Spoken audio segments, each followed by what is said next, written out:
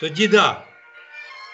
І мене той хлопець теж просить заїхати в Вену, будемо там їздити. Може, ще в Вену попаду теж. Коротше, дивіться, центр. Ну все, хлопці, давайте потім подивимося, розкажемо. Давайте зараз ми цей. Давайте.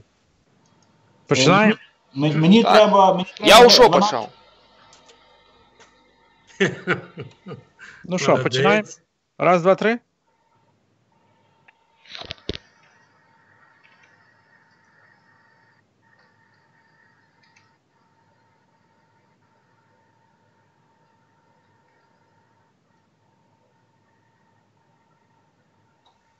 Поїхали. Усім добрий вечір. Сьогодні четвер, у нас чергові посиденьки. Кожний четвер у той час, о 20-й годині вечора, у нас посиденьки. Я ще раз нагадую, сьогодні у нас 30-ті посиденьки.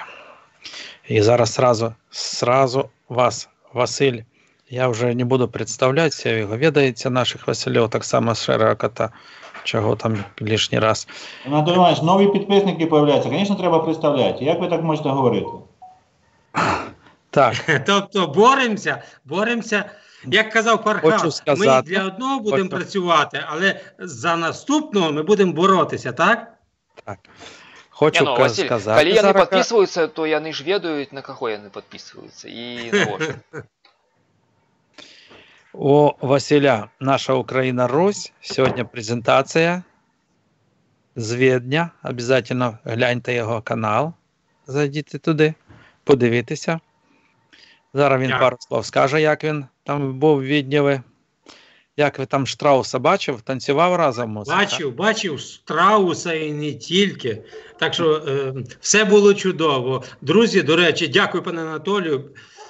Я не знаю, чи доводилось бути раніше кому-небудь з вас. Мені не доводилось. Я був, бачив. Навіть каву пив. Все сподобалось. Ласкаво запрошую на канал «Наша Україна Русь». Дякую. І танцювали якраз?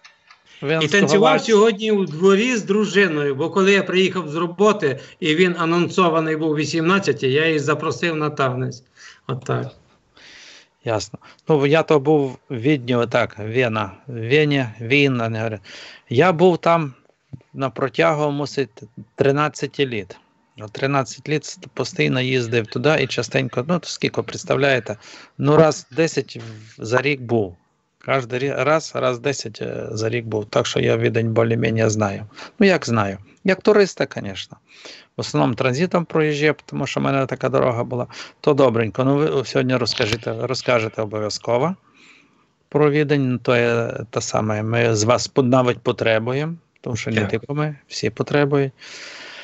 Нам після оповідає новості Білорусі наш Шерий Кот, політичний оглядальник наших вечорок. Так само наш самый грозный Василь Інтервата, контролер номер 1. Якби ви були підписані на мій канал, ви б знали, що канал називається вже Інтерхунта цілий місяць. Сьогодні, до речі, каналу 7 місяців, можете мене привітати. Вітаємо, Василю. А я так підозрюю, Анатолій вас тролить. Ні, Василя Інтерхунту, Інтервату. В комп'ютер до Анатолія перевірити підписку на наші канали, хоча б на наші. Ну, бачите, як він говорить. Хоча б на вас, да. А хто ж на перший підписався, як не я, номер 1, звісно ж. Так, добренько. Треба сьогодні послухати наших Василів, що там в Україні робиться. Треба буде послухати так само наша Шера Кота, що робиться у Білорусі, і послухати, що робиться у світі. А у світі як? Усьо проблеми де? В Україні. А в Росії усе добре. Там ліси горять, то ерунда. Там Путін здесь плаває, там ходить по дну Балтійського моря, то ерунда.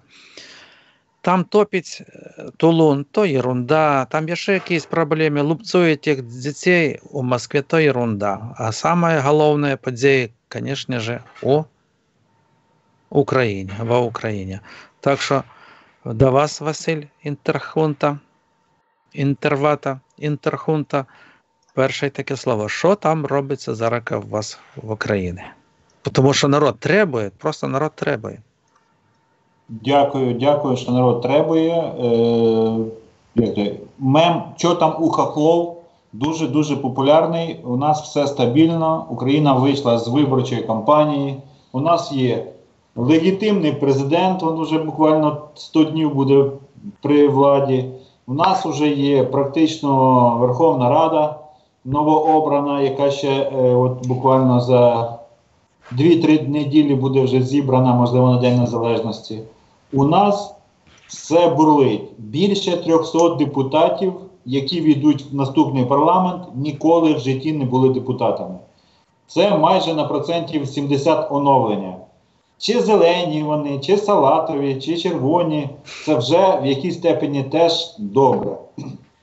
Тому ми, українці, вже якби не то, що змирилися з тим вибором, ми приймаємо вибор тої більшості, ми уважно дивимося за тими кроками, слідкуємо, тримаємо руку на пульсі, і в разі що, ми ж готові, як завжди, сказати своє фе, чи фу, чи ок, чи лайк, чи фейк. Тому ми Анатолій Іванович, вийшли з такої важкої, в'язкої боротьби політичної, зараз більш-менш все стабільно. Звісно, ті кроки, які зараз робить нова влада, так вона прощупує цю почву, так легесенько. Нам, як от з Василем, киянам або з передмістя Києва, цікаво слідкувати, як вони добираються зараз до Кличка, якими путями, якими методами. Тому у нас так зараз переходить, як то кажуть, з видимої боротьби в кулуарну. Так, Василь, є вам що додати, бо в принципі так... Що я вам хочу сказати? Так, звичайно, я навіть не знаю, як назвати цих депутатів, як їх тільки вже не називали, хотів би якось по-своєму назвати. Друзі, горобчики, вони не то, що не обстріляні, вони жовторотики, як на мене. Звичайно, що по віку вони як мінімум удвічі молодші, скажімо, мене, ну, наприклад. Та й Василько наш, інтерхунта, солідно виглядає, що по своєму замісу, як колоритного чоловіка, як... Подивіться, за 7 місяців, до речі, сьогодні у нього 7 місяців, як виросла людина. Привітайте, друзі, його. Да, мінус 30 кілограм виросла людина, теж важливо. І мінус 30 кілограмів. То вам, як то кажуть, в торбу чи з торби? Та його звука немає, щоб зробити комплімент мені. Анатолія дух перехопило, і це добре, тому що він за вас і за мене, як за власних дітей, яких він дав дорогу в життя, вболіває. Тому навіть мовчання Анатолія Сайгона передається мені, тому що воно відчувається на відстані. А я навіть по губам читаю вже, що молодець, Василь, молодець, тут чую. Да, Анатолій Іванович, так ви казали? І тільки інтерхунта. Правильно чи ні? Ну це буде домашнє завдання Сайгона. Так. Друзі, всі друзі, хто нас дивиться, звичайно, що ми цей раз нестандартно почали, як завжди, пан Анатолій нас представляв, так, знаєте, по-дружньому, але майже офіційно. А цей раз ми собі дозволили влаштувати таку, знаєте, словесну діалогію, доповнюючи друг друга. І ви знаєте, мені сподобалось. Це є добре. Це говорить про те, що ми друзі справжні. І що саме цікаво, я зараз просто перестану говорити, тому що треба комусь далі сказати. Розуміючи те, що не всі сказали, я далі скажу, я би хотів, щоб Сірий Кит зробив своє вступне слово. Я думаю, що нам часу і теми вистачить. Дякую Сірому Куту слово. Друзі, Василь. Ну так, добре. Я ось просто так не жадав перерывать вот то, что вы тут кажете, что Василь перший сказал, что другие, как бы вось про Украину все так целостно было. Не уходить поміж вами. Вось. А калі вы так вось кажете, что мне тут потребно что-то там сказать, то я бы вось ну што я магу сказаць, я толькі некалькі гадзін таму прачнуўся, таму што вось хто бачыў стрым, я ўсю ноч правёў у Магілёве, таму што можна тут сказаць да навінаў, я не вельмі ведаю, якія там за апошнія там гадзіны, што адбылося ў Беларусі, я не глядзеў яшчэ. Не глядзеў стужкі ў Фейсбуку там ці у Твіттеры, не ведаю, што там адбылося. Магу толькі распавесці пра тое, што было раней, вось што мне запамяталася, гэта пра то, што ўжо 3-й цягнік сышоў на беларускай чыгункі за апошнія 2 тыдні. Такога не было, ну, я не памятаю, калі такое было. Вось колькі гадоў мы жывем, я не памятаю, чтобы вось хоць адзін цягнік сышоў. А тут нават 3. Я не ведаю, што гэта такое, ці можа гэта, ну, рукі ў кагосьці не вельмі прамыя. Можа і гэта і партызаны, там ГРУ і ФСБ на чыгункі на нашай ужо працуе. Але вось што ёсць. Анатолій, а што вы пра гэта думаеце? Таму што вось апошні сход, ён у вас там у Берасці прайшоў. Ну так, у Берасці у нас таксама зайшоў. Але я тут нічога не думаю. На самай справе то апошні раз то было, можа, 20 гадоў, як заходзіў якийсь там цягнік у Беларусі. З тых часоў нічога такога не было. Я вже кажу, то знак, мабуть, то знак. То знак. Лукашенка пора ўжо скончыць з яго той кадэнцыі, з яго місіі. Трэба упускаць свежую кроў у Беларусь. Трэба выходзіць з того крызісу, бо толькі крызіс будзе з Расіяй. А ён туды прэцца, ну проста нахрапам прэцца ў той Расіі. І зараз що кажуць, хутчэй всяго до канца року, зараз таго року, ён мусіць падпішаць. Так? Вот. Хутчэй всяго казалі, што ён можа падпісаць. Тут кажуць, што там толькі ў снежні там будуць аб чымсьці там яны вырашаць, там план інтэграцыі, ну гэта на некалькі гадоў. Ну што тут можна сказаць, што нічога не адбылося. Вось як у 99-м годзе там падпісалі гэты дагавор, вось тады, да, гэта быў крок да страты незалежнасці. А за апошнія 20 год нічога такога не адбылося. Ну, тут я учора ў Магілёве быў і размаўляў з актывістамі мясцовымі, з журналістамі, што яны там, ну, задаваў ім такія пытанні, ці як там гранты Пуціна, ці не бачыце вы, што там расійскія ўлады падкупаюць журналістаў, там, ці што, можа, шмат якіх пуцінскіх агентаў тут стала. Ну, яны кажуць такое, што нічога не бачуць, каб было больш, чым раней. Ну, то бок, што, як там сказаў мне Дзяніс, што гэта ўсё міфы аб тым, што Магілёв, ён вось такі больш ватны, чым там Віцебск ці там Гомель. Ён не выдаецца нічым. Ну, тут справа ў тым, што раней пісалі дзесьці там у інтэрнэце, што выдзяляецца грант там якісьці расійскі на Магілёўскую вобласць там, ну, для таго, каб потым падкупаць журналістаў там ці штосьці такое. Ну, вось такое бачыў. Дык мне было цікава запытаць іх, што яны аб гэтым там чулі і як там справы адбываюцца. Ну, я бачу, што ўсё як было раней, так і адбываецца там. Незаўважна, што больш стала там пуцінізму. Яго там шмат, але не больш, чым раней. Можна блискавку з України? Молнію. Андрій Богдан сьогодні попросив Зеленського про відставку, повідомляють джерела. Та не може бути. Да. А з чим би це було пов'язано? Дім, ти обов'язково думку свою запам'ятай, що ти мав сказати. Просто по-горячому дуже цікаво. Слухайте, друзі, я тут таке вже читав, люди писали, що прямо по п'ятах наступає президенту Богдан. Що би то значило? Може, то щось таке на зразок французької версії?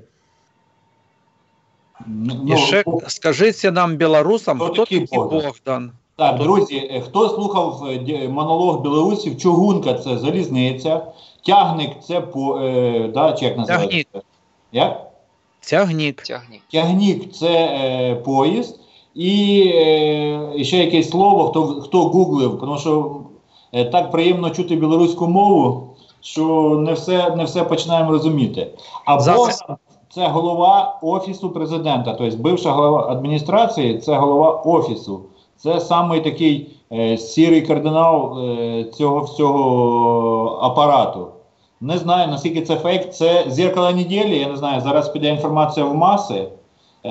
Тільки попросив президента про відставку, хто його знає. Ну, Богдан, скажу вам так, він не мав права бути чиновником, так, в адміністрації, тому що він підпадає під люстрацію. У нас закон про люстрацію є. І Богдан, він був в минулій владі, тому він не мав права обіймати жодної посади.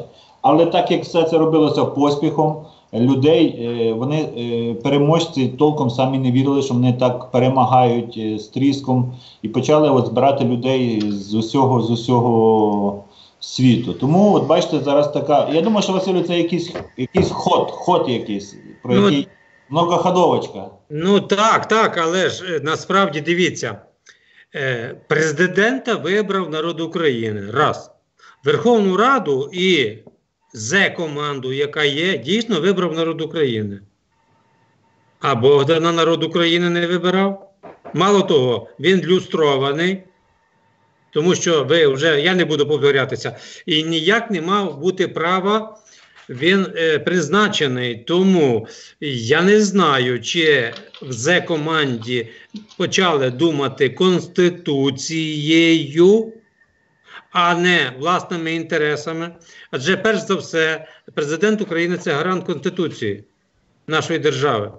І хто, як не він, перший має це все дивитися і відслідковувати. Ну добре, був недосвідчений. Ви знаєте, я би навіть, якщо це так станеться, сьогодні би сказав, ви знаєте, вперше можу, ну хай не похвалити президента, але сказати, що на кінець-то вони починають в'їжджати, що вони повинні працювати в межах Конституції України і її відстоювати.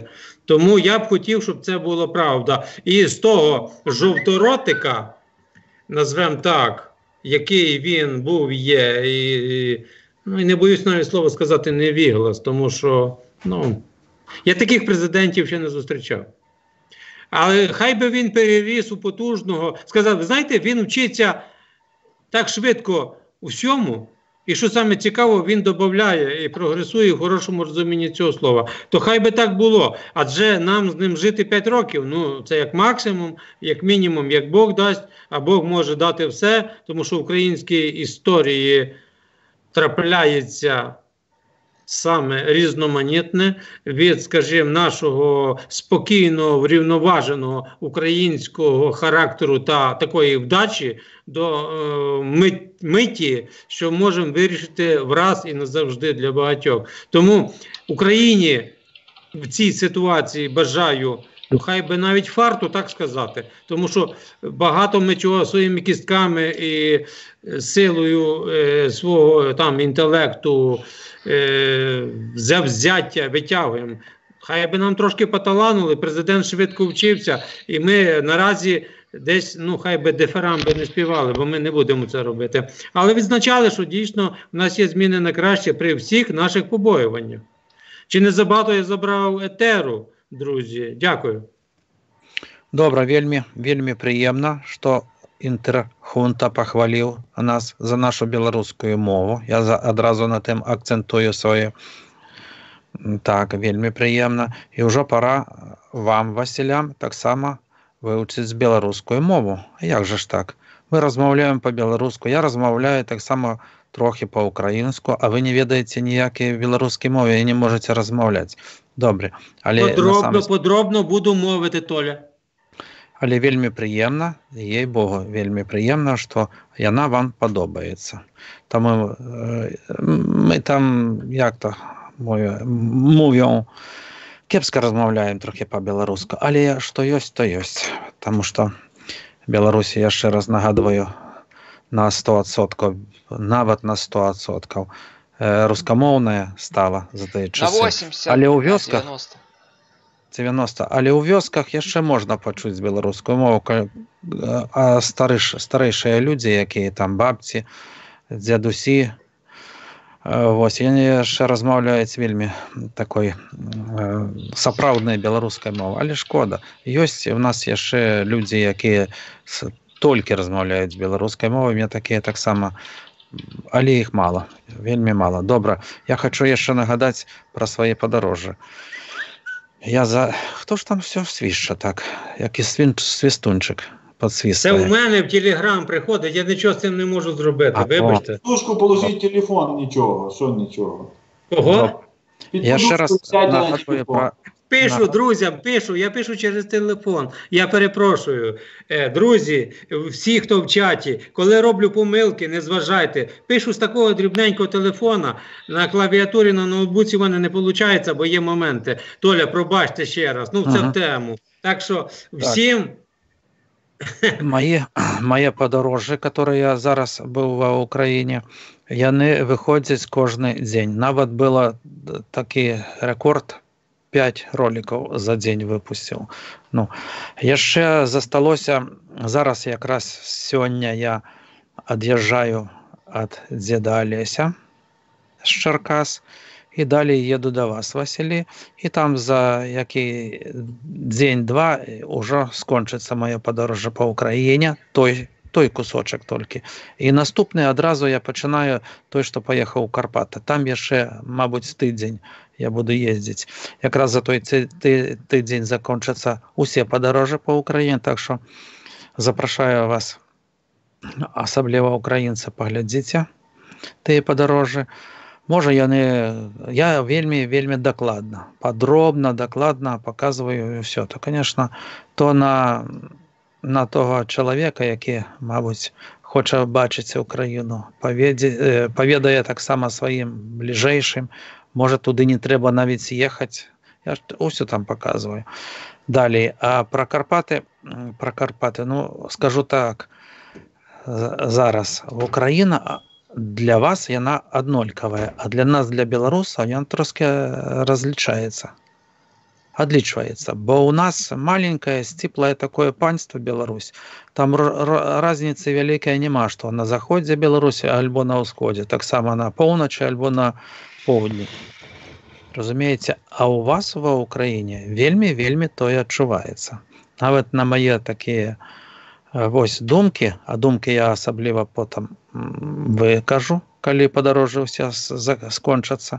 Яшчэ нагадваю, толькі тыя падарожжы скончацца, я зноў пачну новыя падарожжы. Запрашаю вас падарожжы у Польшу. Я казаў калісьці, што пасля Украіны я абавязкова паеду ў Польшу і буду паказваць вось польскія там туды, куды ездзяць дужа украінцаў, таксама беларусаў. Зараз і беларусы вялікі шлях туды намылілі на захад, асабліва ў Польшу.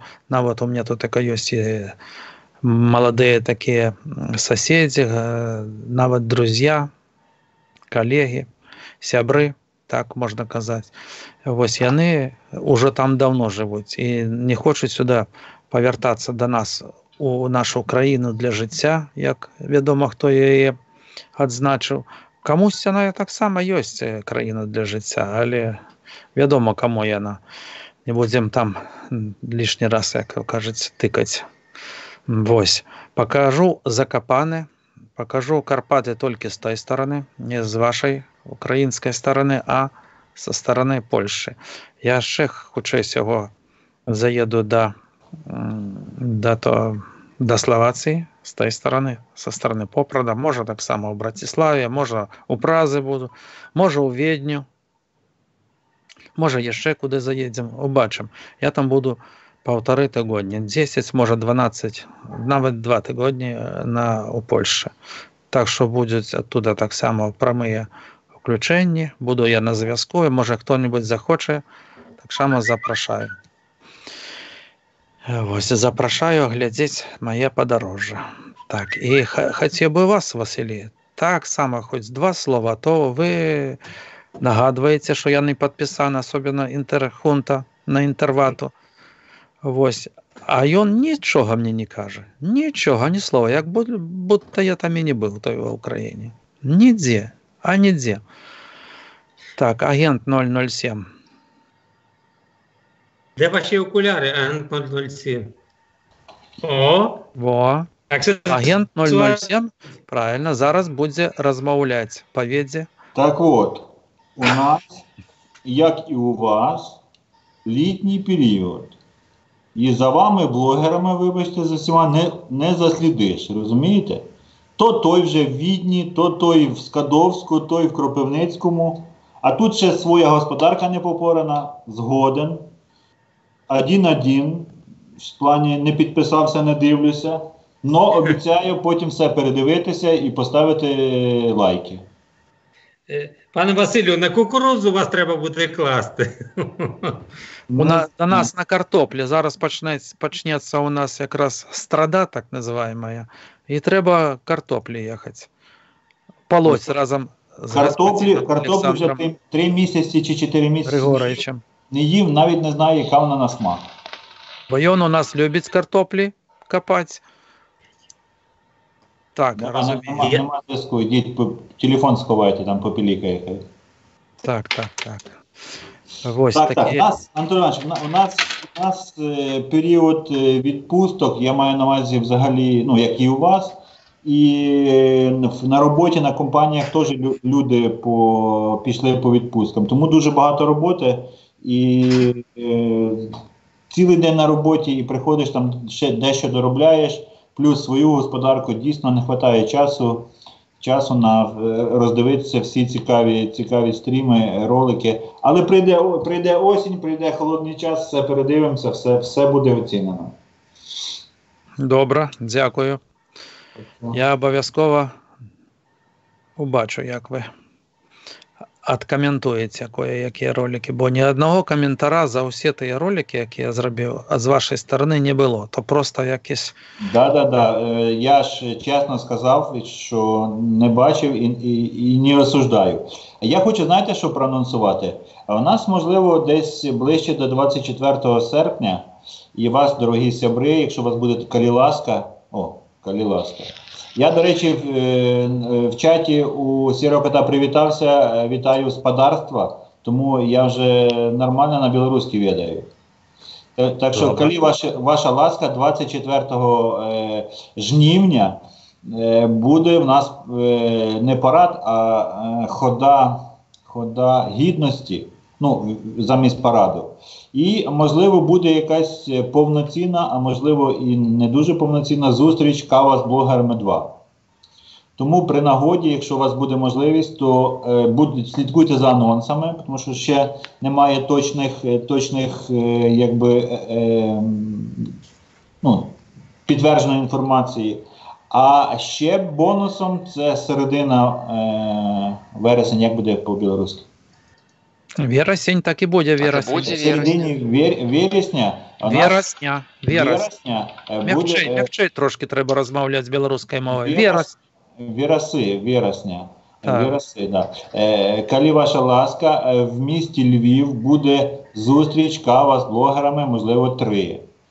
Теж цікаво буде знати, ну, знаємо, коли буде точно, і хотіли би вас теж, друзі, запросити, тому що ви є частиною того СБУ, хочете ви цього чи не хочете.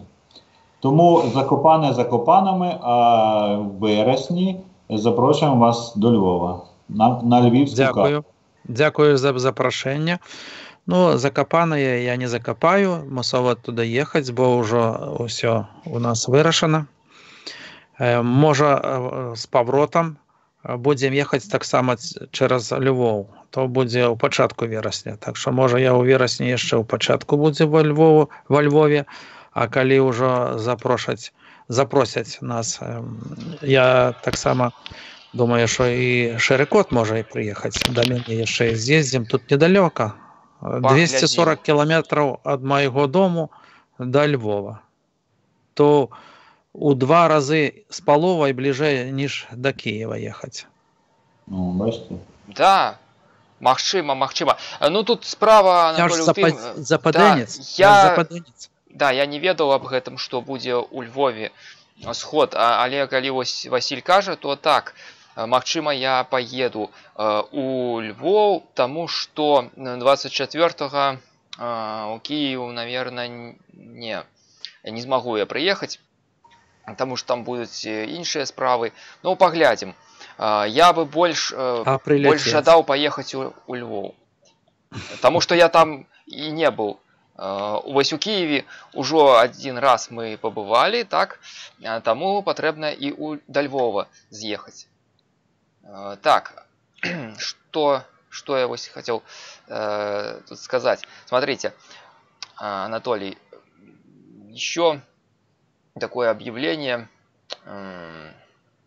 видите, что вылетело с головы, что хотел сказать. Ладно. А потому что ты на русский язык перешел. Если бы ты на белорусский продолжил... Нет, так я как раз хотел сказать по-русски, что вот для зрителей сделать объявление по поводу того, что вот тогда Василий говорил, что 24 августа вот для агентов ГРУ специально, а то они не понимают украинскую мову, им надо сказать обязательно. 24 августа в Киеве сход и вот 18 сентября в Львове. Угу. Усё яны ведаюць. Усё яны ведаеце, добра яны это самае. Нават размаўляеце беларускай і украінскай мовай. Добра, калі запросіце у Львов, абавязкова прыедзем. Як казаў Зеленскі, зуб даю.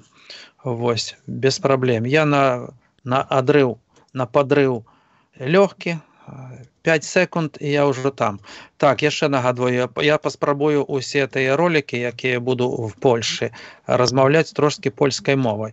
Можа, мне нават, як то кажуць, не пашанцуе там, ну, хто я ведае. Калісьці я добра размаўляю польскай мовай, але ўжо 15 гадоў я не маю ніякай практыкі на ten конт. Вось, але паспрабую размаўляць па-польску. Як там бэндзе, то не wiem, але Przepraszam, cholera, ясна. Вось. Так што яшчэ раз нагадваю, за 3 тыгодні я паеду якраз да Польшы. Такі паўднёвае турне па Польшы будзе. Потому што там далей на поўначы Польшы, я там няма чаго глядзець, таксама бліжэй туды да Свінавушча. Там таксама няма чаго глядзець. А Свінавушча це Росія ці не? Свінавушча то на самой границе с Германией. А так похоже на Росію, Свінавушце. Свінавуще. А ви ще, Анатолій Іванович, розкажіть українцям, щоб вони зацінували те, що вони мають. Розкажіть українцям, щоб вони зацінували те, що вони мають. О, Фархат. Привітання. Несподянка, то есть несподянка. Всем привет, всем привет. Фархат, який заросший, не познати. Да, мы как раз доехали до границ Германии, мы в Норвегию еще не доехали, но вот уже Фархат тут как тут. Я за что говорю, Анатолий Иванович? Очень классная погода вот у нас. Да. Анатолій Іванович, поки Фархат ділиться погодою, скажіть, скільки вартує вам, пересічному білорусу, і часу, і грошей, щоб той безвіз, який мають українці, скористатися тою візою, скільки часу, наскільки вам її дали, що ви витерпіли, скажіть?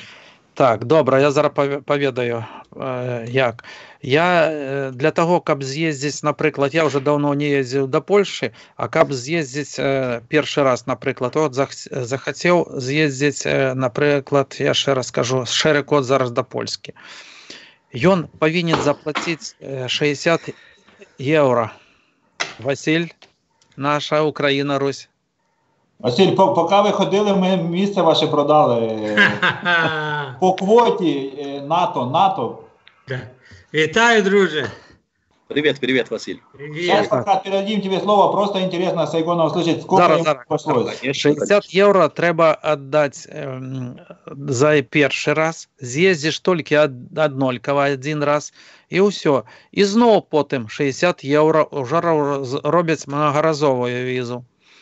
Ще заплатиш там податки 10 євро за кожен раз, за роботу там туди-сюди. У мене, як зараз та віза, то пішла безплатно, тому що я там їду з інвалідом одним. І по запрошенню з польської сторони, з Закопане, там буде соревнування. Як соревнування по-білоруську? Змагання. Змагання, так. Буде змагання, там спортове змагання, якісь міжнародні по шашкам, по шахматам. І він мене так само запросив. Я б туди не хотів би їхати, але раз запросив, і він робить безплатно візу зробив, там і проживання в отелі на 10 днів, так само дорога. Споборництво пишуть. То я так согласився. Тобто, уся то подорожу в Польщу, мені обійдеться, може, 100 доларів. Там. Я так, тільки для мене. Але для того, щоб другий раз поїхати знову, я буду робити візу, я змушений знову 60 євро платити. І зроблять а півроку, або рок, або 2, невідомо. А що, вам не мульті Шенген робить? Ні, у мене не мульті. На жаль, да. А от дивіться, 60 євро, а у нас, якщо гарненько чатувати в інтернеті, можна купити білет Київ, Осло, Київ за 57 євро. І то, что вы тратите на визу. И вот, если бы завтра мы с вами договорились встретиться у Фархадова там на террасе, то нам бы это обошлось 57 евро и никаких проблем. Фархад, у чим справа? Пожалуйста, я вас жду. У чим, Василь, справа? Як нас запросить Фархад, як нас... Я не в гості напрошуюся, я вам кажу, що в нас дуже все просто з цим ділом. Ну, то що ми? Приїдемо на 2 години. Приїжджайте, потримаємося за його руку і поїдемо назад. Я вас всех принимаю, гости, приезжайте без проблем. Спасибо, Фархад. Спасибо. Как твой отпуск идет, Фархад? Вы знаете, отпуск все хорошо, конечно, очень классно все, но сидя в отпуске, смотрю, что происходит, да, вообще-то, скажем,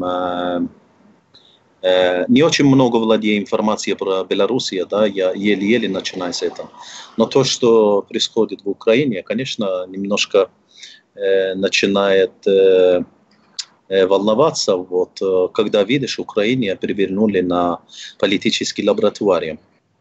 Как-то там в этом лаборатории они то, что хотят, и то, что они варят, кипит, варят.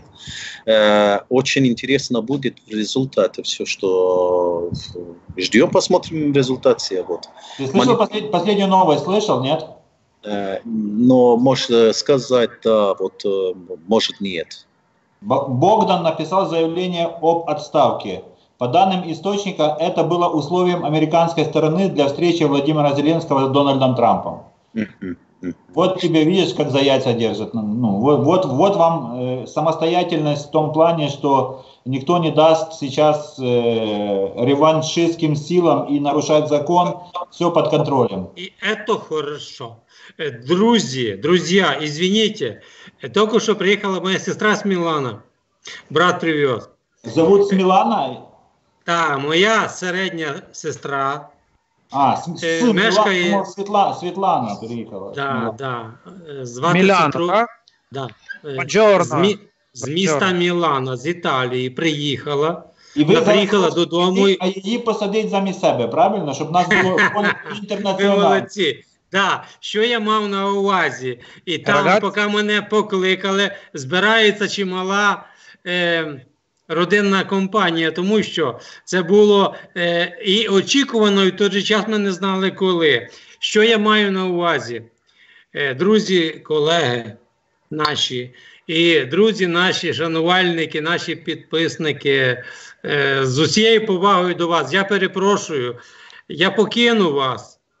Я сумую і хочу ще 2 слова сказати, можливо в суботу, можливо, але я зроблю анонс. Я проведу стрім по результатам поїздки. Там в мене ще має вийти 2 відео, швидше всього завтра вийде 2, можливо. І по результатах я хочу провести стрім, тому я запрошую глядачів всіх наших каналів і вас, друзі, особисто. Я надіюсь, я впораюсь з цим завданням. А зараз перепрошую, мушу вас покинути. Друзі на каналі, переходьте до наших друзів, дивіться в них. Залишіть трансляцію, ми не спортимо її вам. Точно? Точно.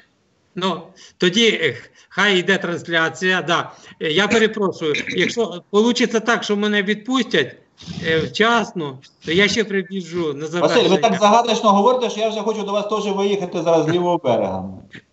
Ви знаєте, рівно скільки вам їхати, скільки, як правило, у нас ідуть стріми. Так що до кінця стріму, ви можете зайти і з мого місця прокоментувати. Фархад, спасибо, Діма, спасибо, Анатолію, дякую, Василько, дякую. Дякую всім, друзі. Якщо буде успішно проведена операція «Зустріч» перших півгодини, я успішно повернусь до вас. Просто ми рік не бачились, я надіюсь. Василю, вітання сестрі передавайте. Так? Дякую. Якщо виключаєте, то виключайте, якщо ні, то я вам подзвоню, коли трансляцію виключите. Ну хай буде поки вімкнуто, це хіба може малий за пульт сісти поруч, то тоді. Ну що, ви вимикайте, бачу, Артем Ігумін вже прийшов до мене, так що ще Князєва теж сюди звіть. Друзі, підсильте канали наших друзів. Я знаю, що ви по дружніх каналах завжди ходите і вітаєте їх, і буваєте на них. Тому мені буде дуже приємно. Тоді, перепрошую, сяо, як там по-китайськи буде? Фархад по-норвежськи. Чао по-кланяться по-норвежськи? По-норвежски будет хаде. Хаде? Хаде. Ну, чао. Хаде. Да. Анатолій каже чао. Чао. Чао. Точно. Василю, давайте, бо так довго прощаєтеся, що вже це. Друзі, в суботу анонс у Василя, і в суботу, друзі, наш друг, ідіть уже, наш друг, лоцман блогів, Кір Роял, канал його святкує 3 місяці. Буде...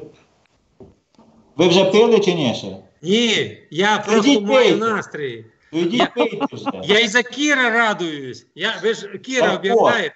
Так, каналу 3 місяці. І ми в знак подяки українські блогери, може ви вже там хтось чув, хтось бачив, вітали його ще з одним святом, і буде інше свято. В суботу з загальними зусиллями ми проведемо, можливо, теж якийсь стрім в знак подяки, в знак підтримки. Всі ми знаємо, що Кір зараз перезувається технічно. Йому потрібні невеличкі ще комплектуючі. Да. Тому теж анонсую, запрошую в суботу, можливо на каналі Міла він буде, можливо на каналі Фархада, можливо на Інтерхунті. Тут подивимося, може сумісний стрім. Стрім підтримки Кіра Рояла, тобто лоцмана блогів. Так що запрошую теж вам. Все, Василь, йдіть, бо в мене вже це. Друзі.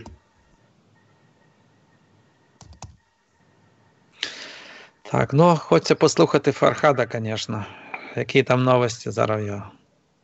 Вот особенно в Норвегии просто не дискутирует ничего, но есть очень много везде газеты пишет, то, что сейчас в России в последнее время происходят митинги, и лес горит, конечно, и Путин как должен реагировать, как вообще-то народ что должны делать. Но по очень много газет здесь пишет, что это просто пассивное движение, которое вот, только выгодно для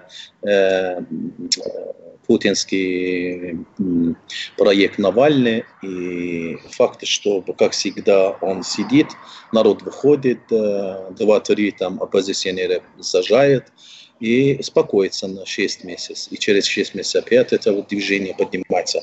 Но это все пассивная демонстрация, которая вот результат абсолютно ни к чему не идет. в России. Но то, что лес горит, конечно, это вот 3 миллиона гектар лес горит в сегодняшний день. Нету денег, нету ресурсов. Сторона полностью развалом, финансовым коллапсом. И просто ждем, что будет дальше. Да, то же самое следим. Чтобы я не думаю, что-то хорошее для вот Украины, Россия. Вот через Россию будет, Украина должна идти свои процессы, да. Это процесс сегодняшний день немножко тормознулся.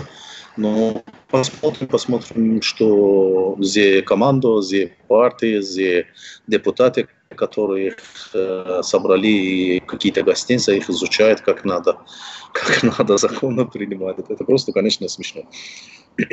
Анатолий Серейкот, а чего Лукашенко плечо не подставит другу, брату?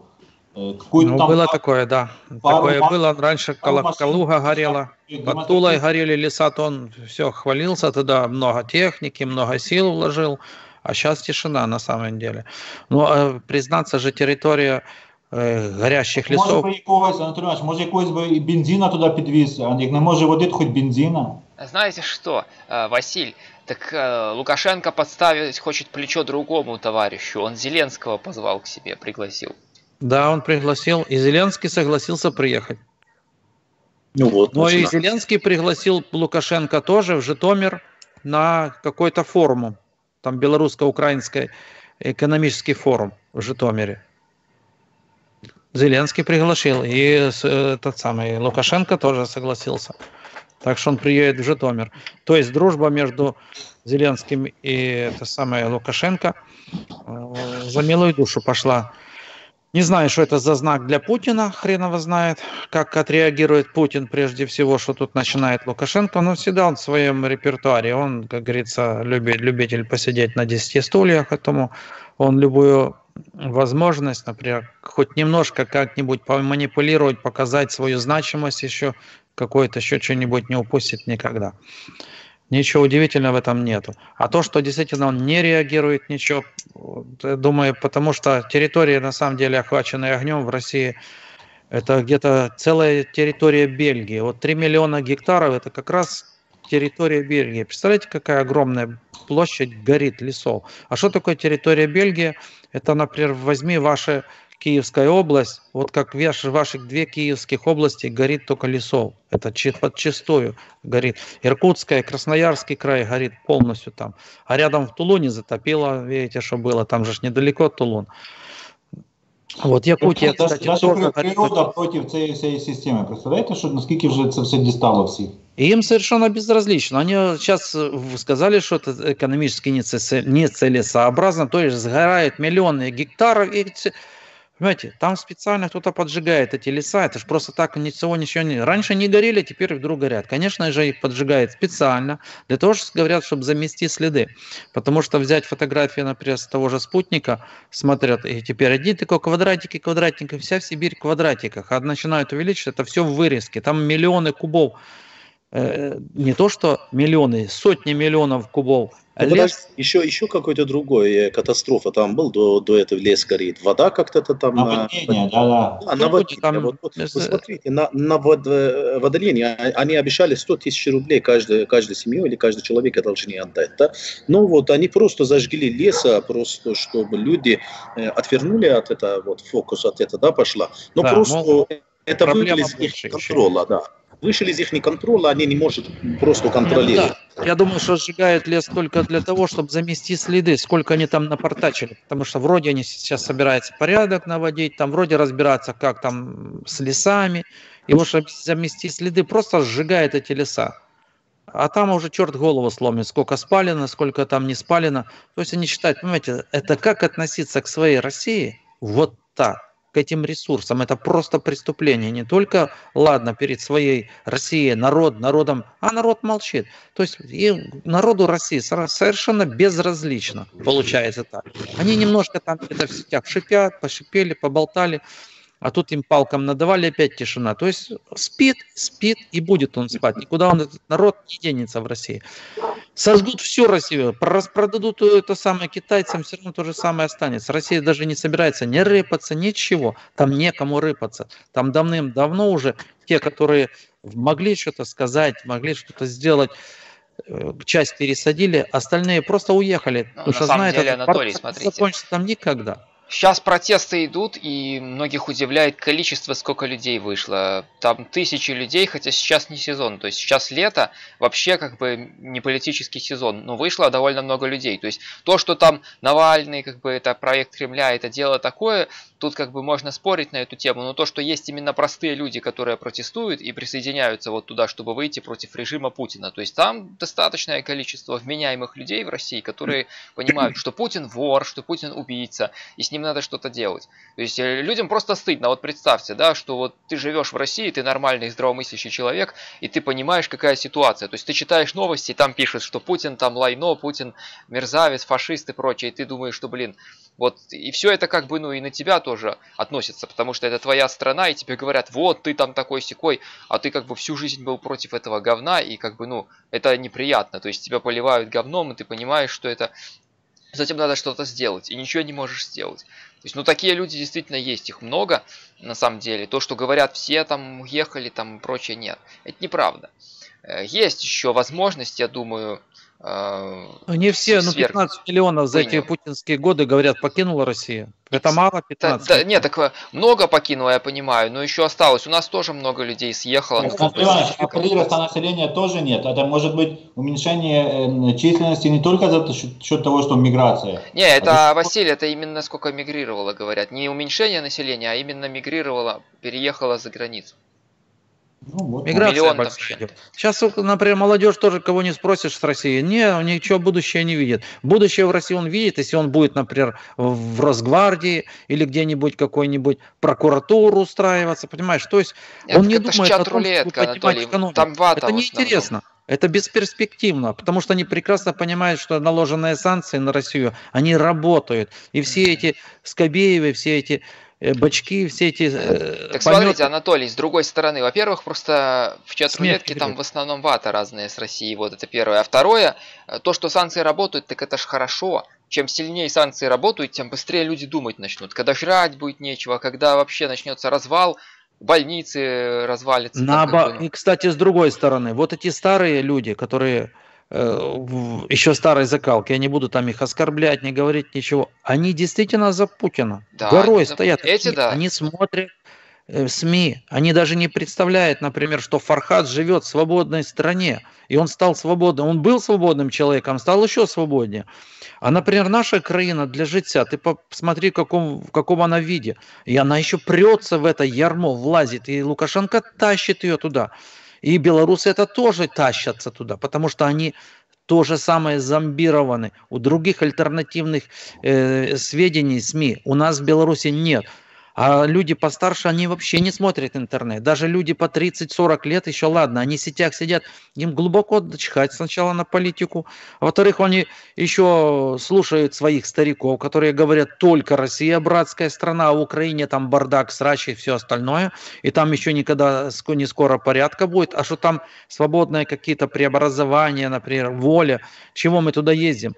Например, чего это специально показываю? Чтобы показать белорусам, например, смотрите, вот страна, да, она пока еще нищая, да, и очень тяжело, потому что ее разложили на лопатки, разутюжили, как говорится, да еще оторвали по кускам, поотрывали Крым из Донбасса, еще издеваются, еще, мол, мы вам покажем, понимаете, и это кругом, потому что сама психология русского человека, это имперственность, вот это, с них она прет постоянно, мне достается с моими роликами, вы не представляете как, мне приходится блокировать огромное количество вот этого, как ты говоришь, ватников, я не знаю, потому то ли это бот, или тролли, но другие довольно грамотные, нормально, они общаются, но с подковыркой, знаешь, с подвохом, что Украина это как недострана. Вот с такой, как можно относиться тогда к братскому, в кавычках, российскому народу, если этот российский народ на самом деле проповедует вот это насилие, Понимаешь, что это недострана. И это самое, Фархад то же самое показывает то же самое Интерхунта на своих роликах. Я отошел, правда, сейчас, потому что с подорожьями занято. Как только русско нарвешься, один из десятка будет нормальный человек. Анатолий, я уже как бы сделал одно замечание по этому поводу, что все источник один, то есть это чат-рулетка, а там как бы маргинальные элементы всякие собираются, то есть там вата. Одно дело, если, например, вы сделали подорожье по России и поговорили с простыми людьми, то есть реально, то есть там, я думаю, картина была, может быть, другая. Не такая потому что в чат-рулетке там именно вата. Правда, ко мне приезжают они. Ко мне приезжают. Встречу, да, вот в Осло, да, скажем, то, что он не знает, что такое чат-рулетка, он абсолютно ничего. Но он просто фанат Георгиевского Ленточка, он великий Победа, великий Россия. Вот. То, что я верю одно, что, ребят, в России вот сегодняшний день, да, вот в данный момент, нету абсолютно никакой оппозиции, нету. Россия вот русских сколько голодается, сколько останется больше патриотом. И этого хорошо для кремлевского режима, ясно, понятно.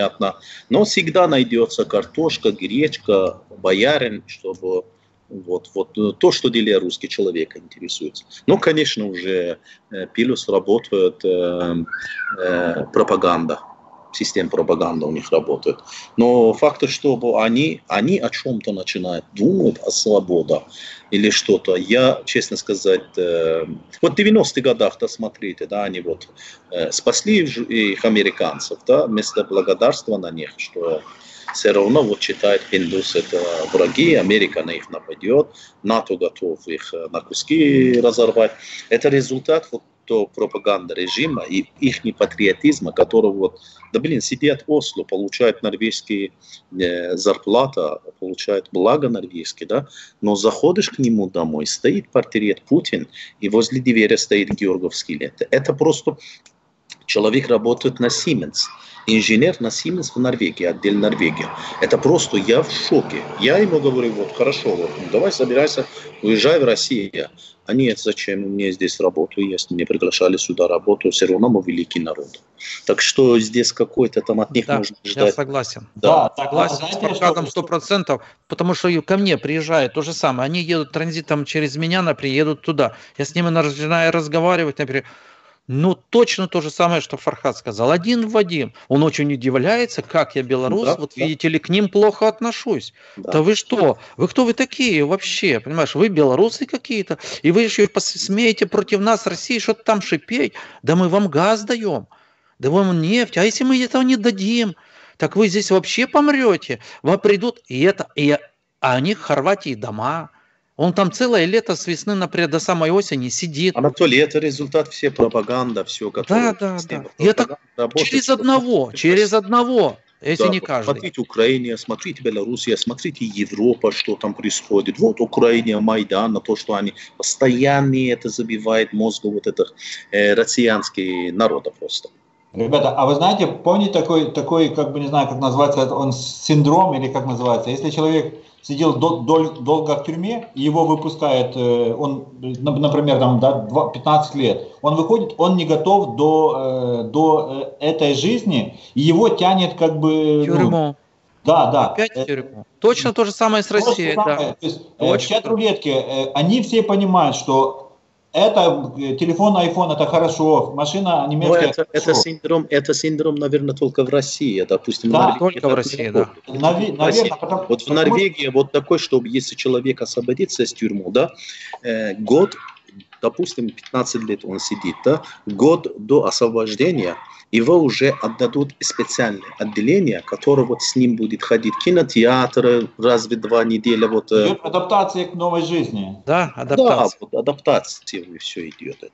Точно, видишь, совершенно верно. А вот про Россию никогда этого не скажешь. Я говорю, потому что я с ними встречаюсь, я разругался с двоюродным братом, я с ним не общаюсь, потому что он с Россией, представляете, раньше было нормально всегда, а сейчас никакого общения совершенно нет у меня.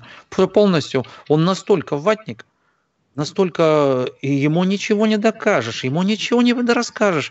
Это, говорит, наши дела. Я спрашиваю, смотрите, ладно, вы русские, вот, а вдруг у вас сейчас нету? Вот нету у вас нефти, ни газа. Что вы делать будете? Я его ставлю в тупик.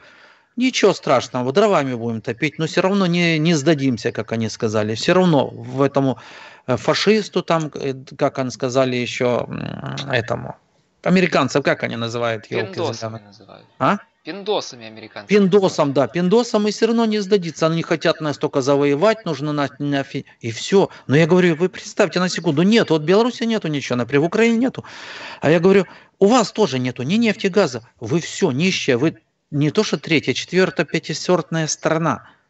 У вас нет ничего. А зато у нас мы ядерная держава, у нас да, есть... Да, зато мы покажем, мы будем уходить, мы вас заберем, разбомбим и заберем в свою могилу. Вот Путин и сказал, озвучил то, что он и думают все россияне. Это неизлечимое общество. В ближайшее время оно неизлечимо. Нужны поколения, понимаете. Одна надежда на новое молодое поколение, но его тоже наполовину искалечили.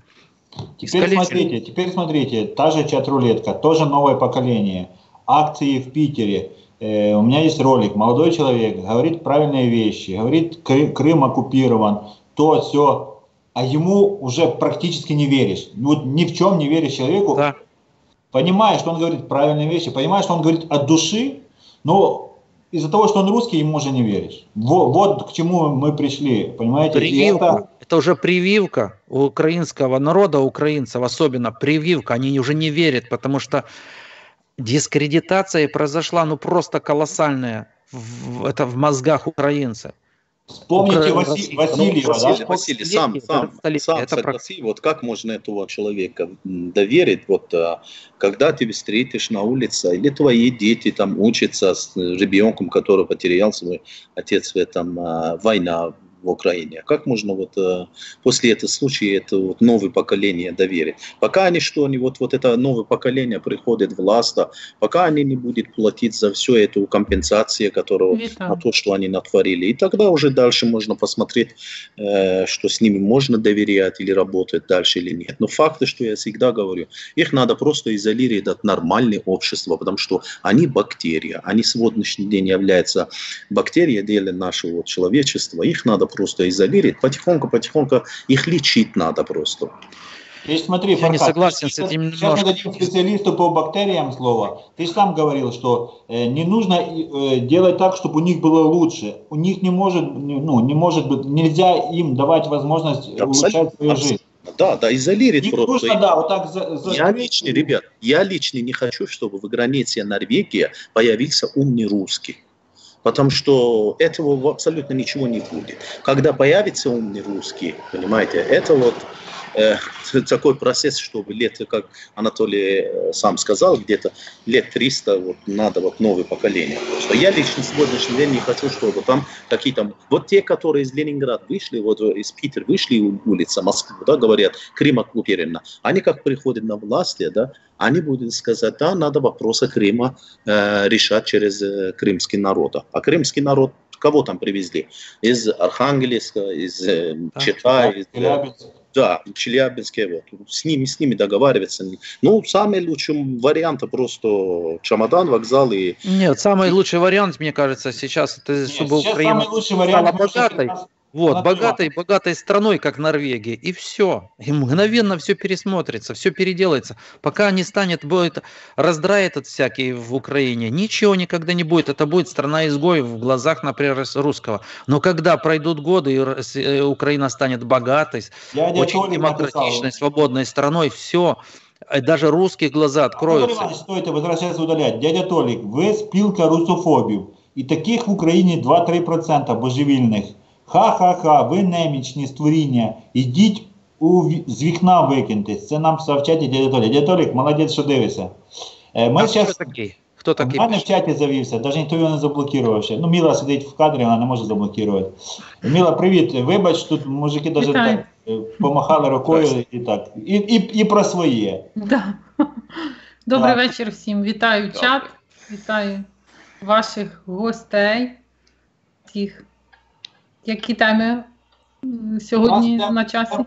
Тема бактерии, потому что пише наш один дописывач, каже, я не согласен, что они бактерии. Бактерии бывают полезными, а они нет. Чума. Может и так. Есть полезные, да, бактерии, без которых жизнь невозможна. Вот видите, что я постоянно замечаю, да, для них символ свободы, символ хорошей жизни – это Советский Союз. То есть даже вот сегодняшней молодежи я встречаю в чат-рулетке, да, которые сидят, не родился в Советский Союз вроде, но все равно для него это какой-то там, не знаю, имидж. Какой-то имидж создался из Советский Союз для них, что они хотят обратно вернуться в этом Советском Союзе. Мифы, Фархад, мифы. Вкусный пломбир, все было дешево. Но, Василий, опять же, вкусный там я ничего не видел. Я говорю мифы. Да. И квартира к 2000 году каждой семье. Ну, квартира, здрасте, вот они строили квартиру, как я смотрел, видел, да, вот кухня, перед дверью кухня, туалет находится, то есть кухню откроешь, выходишь в туалет. Ну как-то там можно... Напрямую, зачем ходить так кругами еще по квартире? А то не знаешь, заблудишься еще, сразу в туалет. Анатолий, вот здесь... Бухнул еще хорошенько и туда.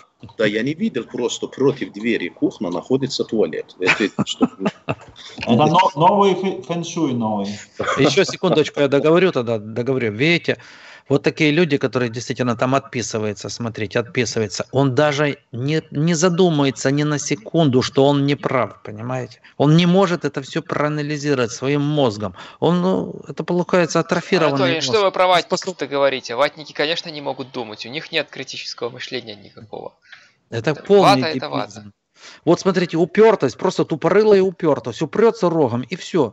Понимаете, это находка для Путина, для всяких олигархов, это самые ценные кадры, потому что на них можно заработать. На таких, как Кот, на таких, как Фархад, мы все не заработаем. Анатолий, дураки – это стратегический ресурс Путина, как нефть, и лес и прочее. Совершенно верно. Это очень важный неисчерпаемый ресурс. Так они же их еще готовят, понимаете? Готовят, выращивают. И деньги платят неплохие. И целые фабрики троллей сидят для этого. И они свято верят. Ну, к слову, Анатолий, у нас тоже таких хватает. У нас тоже полно всяких совкадройчеров и ватников и прочих, которые говорят, вот, надо там вернуть СССР, там и прочее. Они смотрят... Знаете, может открыть, давайте какой-нибудь следующий такой ресурс, не ресурс, как это говорится, у нас подсядзеньки белорусские, а может давайте попробуем вот специально пригласить ватника конкретного, без всякого шума, ничего, и будем его внимательно выслушивать. Не то, что говорить, вот дайте нам, часто ватники говорят, дайте нам слово, дайте нам все объяснить. Вам чат-рулетки мало. Они пускай говорят, мы просто будем слушать внимательно, что они говорят. Они поговорили, на следующий раз мы все это будем анализировать. Анатолий Иванович, подпишитесь на Фархада. Я подписан. Василий, прекращай говорить ерунду. Я на всех подписан. Все. Не, я говорю о том, смотрите, какая разница. Нас сейчас смотрят 50-70 человек. Фархад заходит в чат-рулетку, они понимают, они его уже знают, они понимают, что он записывает, они понимают, что это все увидят. Вот вам площадка, давай диалог. Чем это заканчивается? Фархад, чем это заканчивается? Матами, перематами и все остальное. Не-не, а я говорю по-другому. Тут надо еще тоньше. Их в письменный чат нельзя пускать, они насрут в письменном чате, понимаете? А куда видео? Вы что? Тут немножко другой вот это срабатывает, вот, Василий. Вот вы украинцев, да, вот Анатолий, Дима, вот белорусский Миловин. А тут сидите здесь человек, вот татуировка турок, оригинальный такой, понимаете, который они ненавидят, понимаешь, просто. Вас они хотят просто оскорблять, называют турок, там, предки такой. А здесь бабас появляется Фархад, который уже сам говорит, или факты, что 100% турок сидит, понимаете? Они на меня, конечно, по-другому реагируют.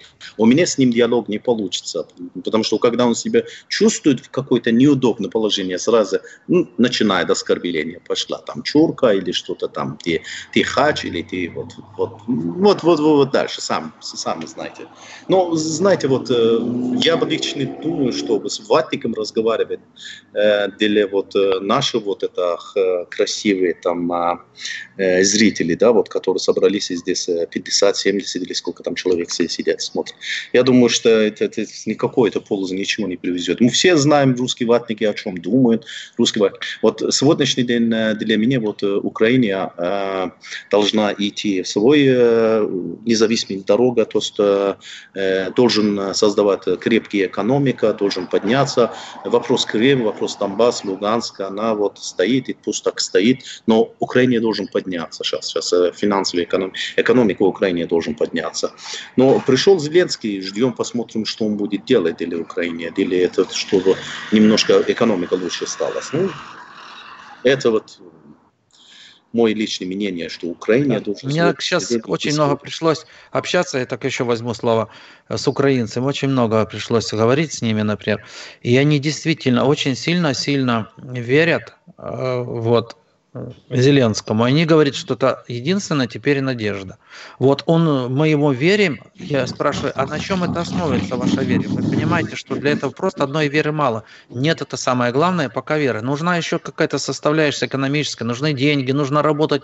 Вот мы сначала сейчас верим очень сильно, мы найдем деньги, мы будем работать, главное повыгонять. Понимаете, вот с таким... Говорит, а чем не устраивал? Да, вот не устраивал Порошенко именно тем, что воровал, при нем была коррупция страшная и все. И они в это, хоть и убей, особенно вот в районе Бердянска, с людьми говорил, Запорожье, Днепропетровске. Почти 100% мне попадались люди именно такие, которые за Зеленского просто горой. И начинают чуть ли, если не дай бог, там что-то против Зеленского попрешь, уже чуть не драться собирались. Поэтому я, конечно, так деликатно, никак. Я пытался что-то говорить, например, на украинской мове, все. Но такие были...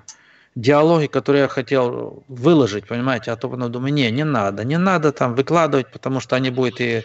Короче, Украина верит пока в Зеленского. Я сделал вывод по своим подорожам. Очень сильно верит. Большущие надежды.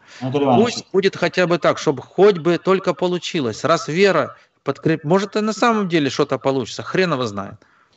Сейчас, смотрите, вот я, Мила сейчас мне подтвердит, это не вера в Зеленського, это зневіра в стару систему, в старих політиків, які були 25 років тому. Не було би Зеленського, його треба було придумати. Ну, так вийшло, що на волні оцього пропіарений цей Голобородько, і так вийшло, що це все розкрутилося. Міг бути зовсім... Винесли майже на волні, так. Так. А ви чули, що Клімкін пару серій адаптував «Слуги народу» і Меркель показували? Ні. Фархад выпал. Некоторые серии показывали «Слуги народу». Ну, они тоже, наверное, в шоке, не понимают, что произошло, почему. Дайте посмотреть «Слугу народу», что случилось. Поэтому, мне кажется, это вирок нашій старій системі, яка не може відійти від цього совкового, так? І то, що робив той самий Порошенко, це цього недостатньо, можна так сказати. Ти як думаєш, Міла? Я думаю, що люди очікують чуда, і не одна я так думаю. Просто, що прийде зараз і все за них зробить Зеленський.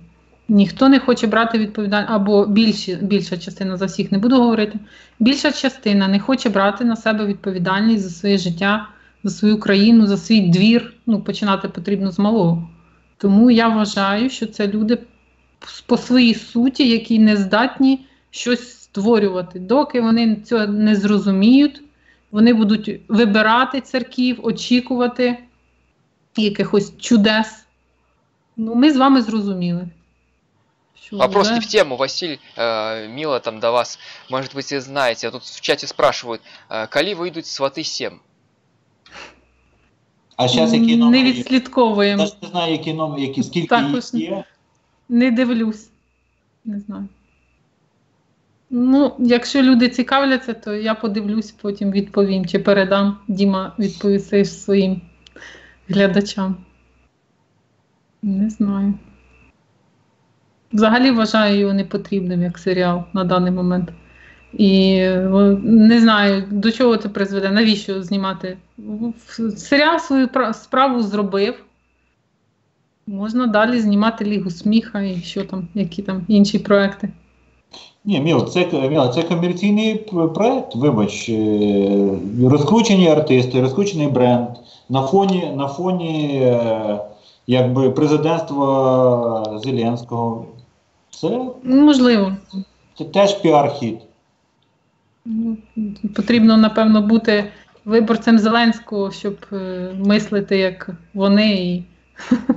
Я то дивився, свої 5 копійок ставлю, дивився того серіала «Довгоіграюче».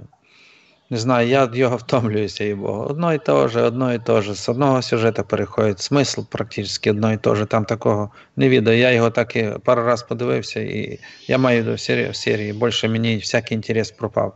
Нічого такого цікавого, щоб не було. Тільки грають, звісно. Вони показують, по-моєму, такий смисл, бит, і в основному десь там, в східню Україну, десь в район Донецька, Луганська, Харкова, десь так. Зразу чувствується, що воно все оттуда йде. А от сама Західня Україна геть друга. Я кажу, як білорус. Поїздив тут Львів, зараз Івано-Франківськ, там другі люди. Совершенно. Може, за того вони мені ближчі, що я сам западенець. Понимаєте? Я так і кажу, що я западенець. Як би не було, я стиль Західної Білорусі, і я є западенець, в мене мусить і ментальність така тут ближче, тому я чувствую себе своїм, як в своєму, кажуть, в своєму лісі, не в своєму кориті, а в своєму лісі, як я заїжджаю сюди. Скільки у вас до кордону з Польщею, скажіть, метрів чи кілометрів? В мене від моєї хати до польської границі 500 метрів. Ну, то які питання, Анатолій Іванович? Ви завтра получите свою цю мультивізу і будете їздити на велосипеді. А що я получу? Я маю на увазі на більш... І завтра будете на велосипеді їздити в якусь кооперацію в польське село, розумієте? А там люди що бачили, розумієте? Там люди що бачили. Ну, да. Ви пам'ятаєте, що ті люди совкові, їх навіть турбує і дратує, що їм треба вчити українську мову. Ну хіба це таке щось страшне, щоб почати потроху говорити на мові, розумієте? І все, і в них це отвращення від цього всього. Так воно є. В мене баба з дідом колись жили на березі Буга, воно на березі. А воно все було колись наше. Я маю в виду, Берестейщина займала тут кілометрів 20-30 на ту сторону, там скрізь люди говорять такі мови, як я кажу. Там не говорять польської мови. Аж до Білостока говорять таке. Я ж казав, дивіться, в Кам'янець заїхав, так сама мова. Заїхав тут, яка скрізь, одинакова мова. Там, де Орша, де живе сірий кот, от зараз хай він скаже, відрізняється? Відрізняється. Ну, бо так само в нас, тому що культура і границя з Росією відображається. Ні, бачите, там білоруська мова, там розмовляють білоруськомовні люди, вони так само живуть аж до Смоленська. Бо як я заїхав, наприклад, у Бранську губернію або Смоленську губернію, там розмовляють білоруською мовою. Зараз у селах є ще білоруські. Там колись жили білоруси, ось що цікаво. И то уже все ведают, что это белорусские были земли.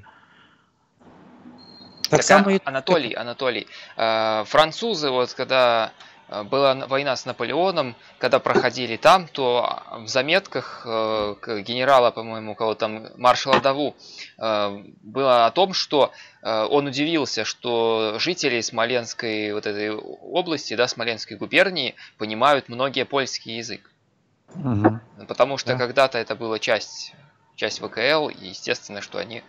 Так само и у нас тут такая, мы живем на границе с Польшей, все ведают добро польскую мову и размовляют по-польски. Когда-то в Смоленске так само, як я по-белорусски размовляю, так само по-польску. Так само, але Берестейська, то моя родная мова такая, и она наиближайшая. Я ще раз нагадую, що у нас берестейською мовою всі мої баби, діди говорили. І не казали Росія казали. Куди їдеш? В Росію. У нас такого не було ніякого слова. А вони, скажи Росія, так вони сердяться. Я кажу, як же ж так? Вас навсігда називала Росія. У мене дід поняття немає. Скажи русські. А хто такі русські ще? Російці, каже. А чого вони тут таке згубили? Що вони сюди приїхали? Ми що, їх запрошували сюди чи що? Що вони сюди приперлися? Колхози нам поробили, тут така, землю нашу забрали. Ми що, їх просили? Чи ми обов'язково повинні були того Пушкіна знати, чи ще? У нас свої були письменники. У нас була своя мова, була своя земля, була свої манери, як нам жити. І люди мали рацію, бо вони тут таке жили.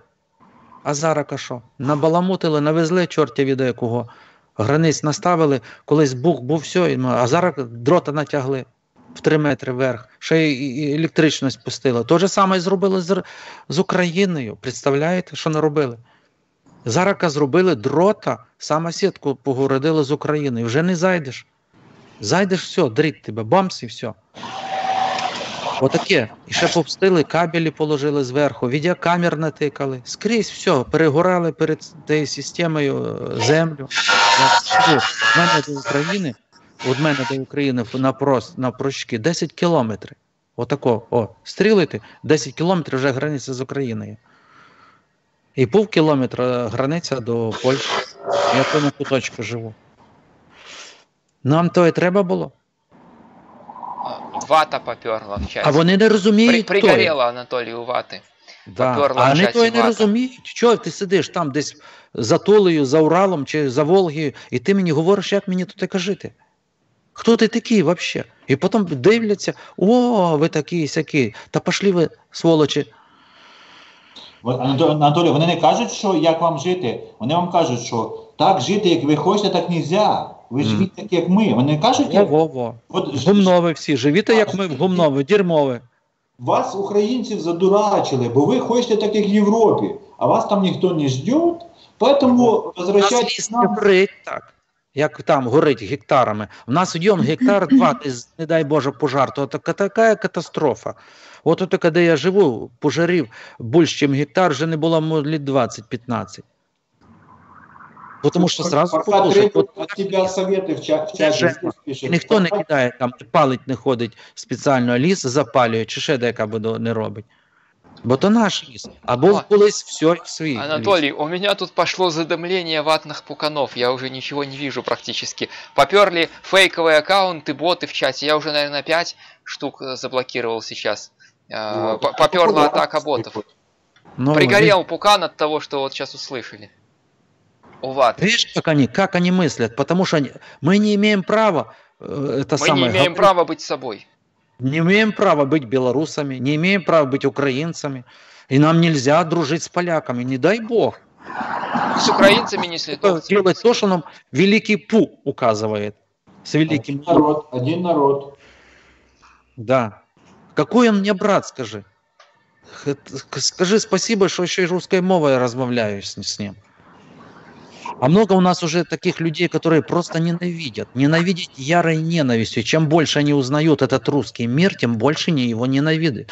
А потом удивляются, почему мы смотрим в сторону Польши, Европы, почему мы дружим с украинцами. Да потому что от меня отсюда, до этих пуканов, которых рвутся 800 километров, это тебе рядышком, и там Сорши рядом с Россией, а мне 800 километров. Чего они здесь забыли за 800 километров от своих границ?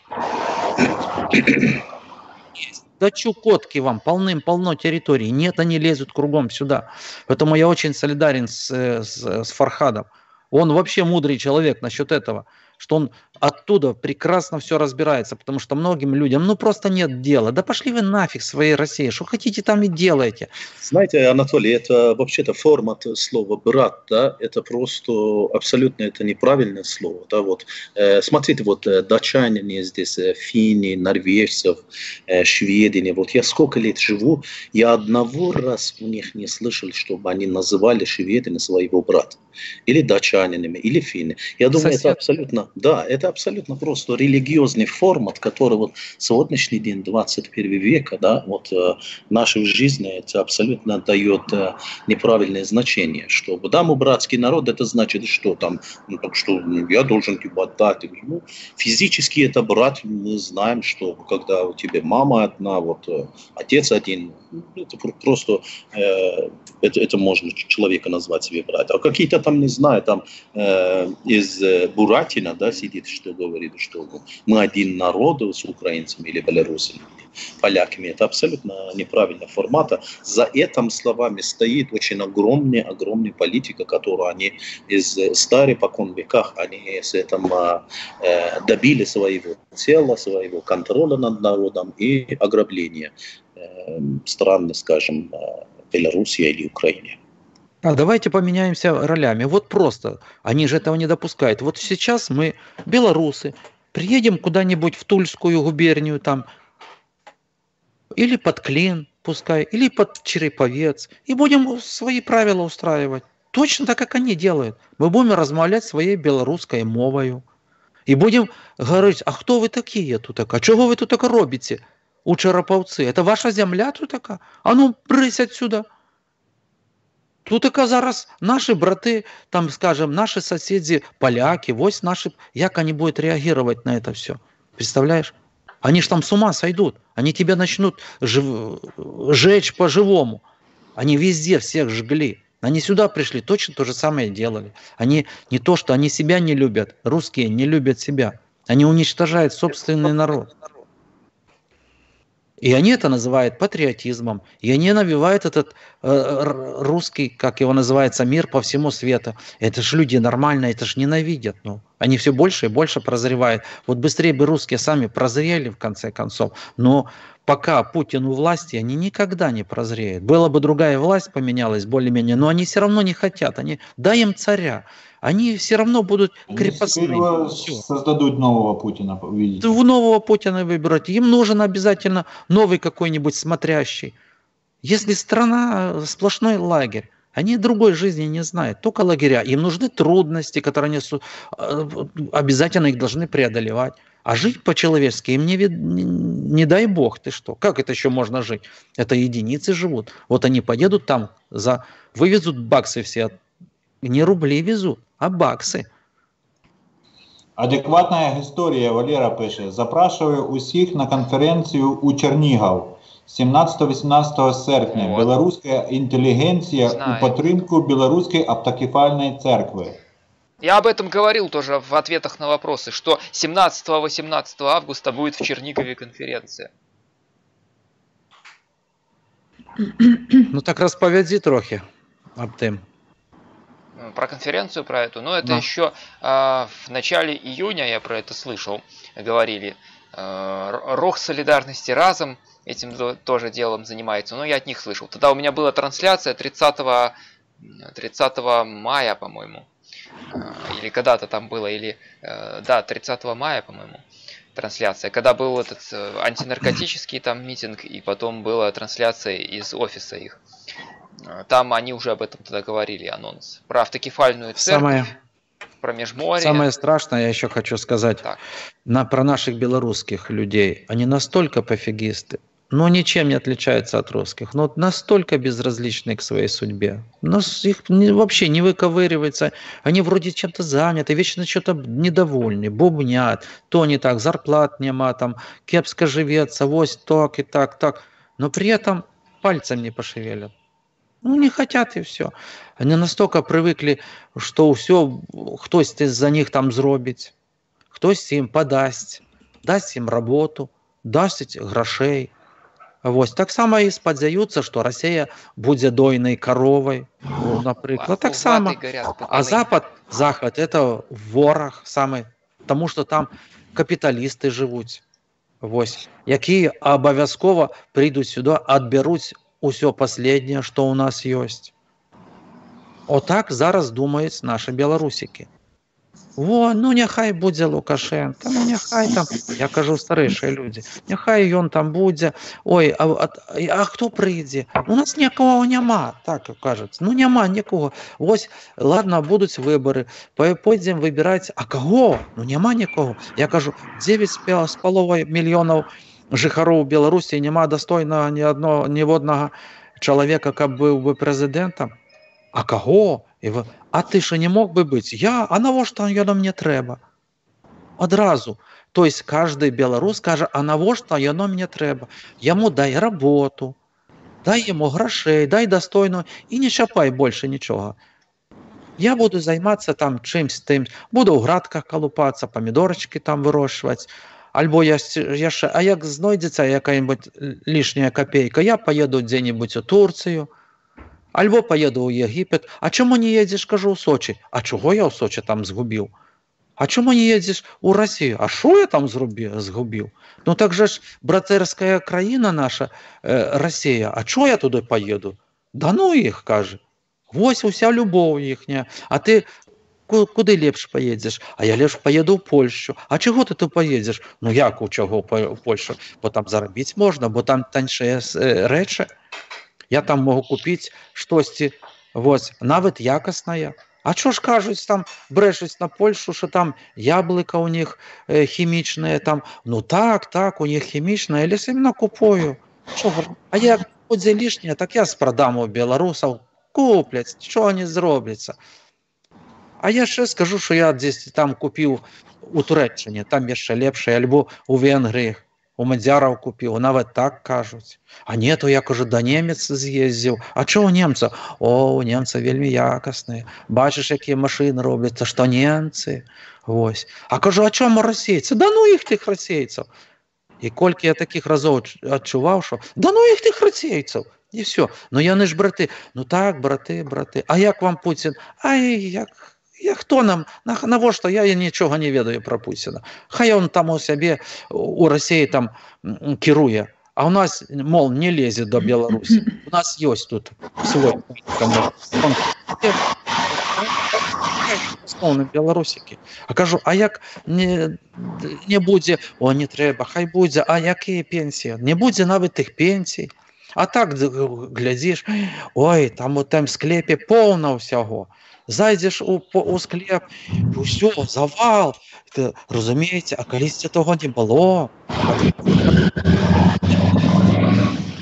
Нічого не було. Ті поляки, глядите, які, а думаєте, вони добре живуть, а не вельми там добре. То вся Америка дала гроші.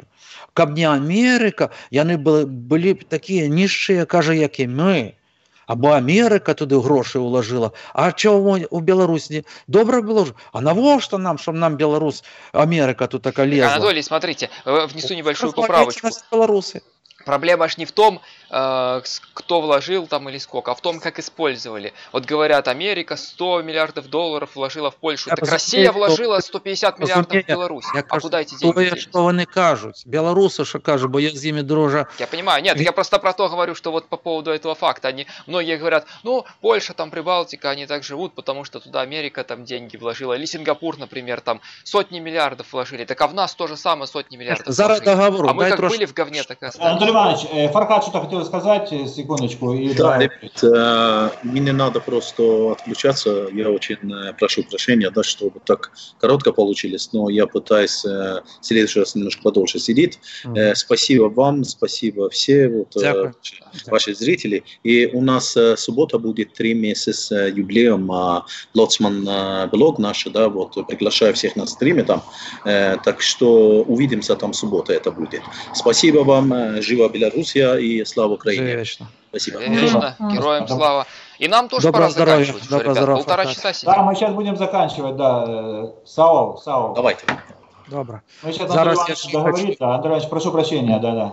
Да, я хочу ще договорити трошки, бо цікаво, бачите, я вельми тако зараз почав розмовляти з білоруською мовою. Чому я білоруською мовою почав розмовляти? Тому що я то, що говорю, як той чукче. То, що я чую, то і кажу. Так розмовляються наші білоруси. Наприклад, приїжджають там до мене, ой, яку-небудь свадьбу роблять, яку-небудь гулянку. Усьо, кажеться, усьо гроші, навалом, усьо, що без трусов може застатися, але каб не горшка усіх. Як же ж там дрендулета, не треба добру машину якоюсь купити, будь здорова, Женя. І ще що-небудь таке треба перекупити. Ні, треба добре. Кажу, а як живеться? Женя, будьте здорові, Женя. Женя, тобі Василь Інтервата, щоб здорова була, говорить. Женя. Вона не знає інтервата, вона знає інтерхунту, каже. Да, дякую. Побігла сразу на хату. Там. І далі договорю. Понимаєте, приїжджають вони сюди. Політика їх не цікавить ніяк. Я зараз перейшов вже на свою знову берестейську мову, бо ж українці так само, що ми слово почули. Не інтересує, ну ніяких не цікавить, наприклад, ніяка політика. Лукашенка, да ну його к чорту матері. Ну, а кажу, ай, його всі, в основному, як ви доносите до Лукашенка? А ніяк, каже. Що він є, що нема, розумієте? А другі, наприклад, яро його ненавидять. Некоторі аж п'яна скочить. А третій, бувало, що наоборот хвалить. А ні, хай буде, я же кажу, бо без його буде кепсько. Ну що, тому що, кажу, а якщо Росія сюди прийде? А Росія прийде. Ну, а що вона, що гірш хіба буде? Понимаєте? Люди навіть не думають, що може бути гірше. А що вони зроблять, ті російці? Що вони гірш буде? Ну, кажуть, може прийдуть, скупуть наші землі, там нашу поскупляють, то, звісно, гірш буде. А якщо не скуплять, а якщо нам роботу вони дадуть? Представляєте, як думають? А я кажу, а яку вони вам роботу дадуть? Скажіть, а що в їх є такого, що вони можуть, ну так, може і так. Понимаєте, люди не думають, ні грама, на будущее не думають. Особливо старі люди, які пенсіонери, за молодих взагалі не думають. Молодіж совершенно другая. Та вже дітки, які є трошки інакші, але у них життя така, вони хочуть зараз все хапнути зараз, удриватися треба їм, погуляти, там побалдіти, де що-небудь, їм не до Лукашенок. Як скажуть кепські, будуть говорити, скажуть добре, їм безразлічно, але вони їдуть до Польщі. Кажу, чого ви туди претеся? Ну як, що, заробити? Там воля, там можеш, що хочеш сказати. А що тут така, куди я пойду? Я никуда не пойду. Нахер все равно, что палкам надают мне.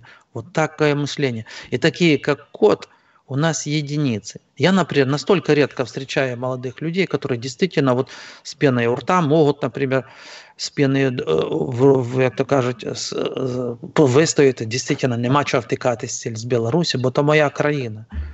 І всі втикати хочуть. До чого дожилась Білорусі. Тобто вона не є приміром для країни, для життя. А у нас у Білорусі зараз кажуть і по телевізору, і ті транспаранти висять кругось. Білорусь – країна для життя. І то все тільки Білорусь – країна для життя. Але я ні разу не бачив, як висіли такі транспаранти. Україна – там панство для життя. Щось я таке не бачив ні разу, нічого. Я бачив тільки «Зе», написано на зеленому фоні. Я бачив Порошенка і всіх остальних. Повна вся Україна їм обвішана. Ну, то, що я бачив. Україна обвішана, давайте зробимо їх знову. Тут Славко Каштан каже, що мені дизлайк поставив, якщо ми Мілі слово не дамо. Я не знаю. Або Мілі слово дам, або Славка забаню. Вибирайте.